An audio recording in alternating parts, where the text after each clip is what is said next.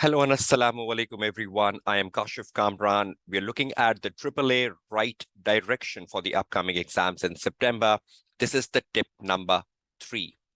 Leave what you don't know. Now, when you are reading and planning and you're spending 1/4 of your time in reading and planning the requirements and the case study, there might be a certain requirement which you don't know.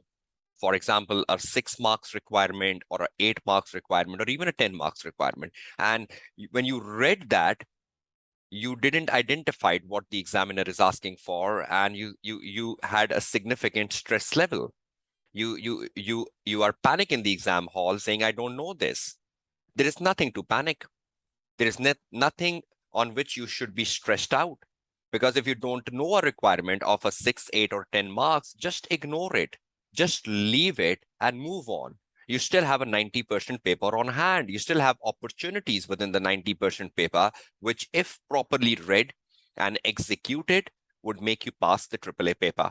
But you cannot just spoil your exam by looking at a 6 to 8 marks requirement, which you failed to understand. Now, if you come across that requirement while you're reading the question 1 or 2 or 3, don't waste time on something you don't know.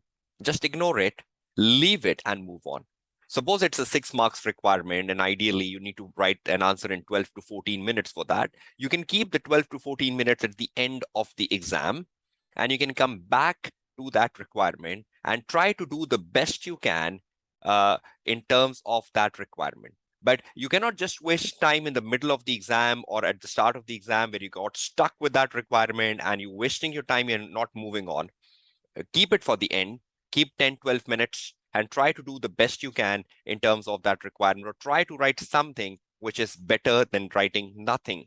But leave it and move on and come back at the end of the exam is what you can do best with something you don't know, rather than getting stressed out and spoiling your entire exam sitting for which you have done so much effort.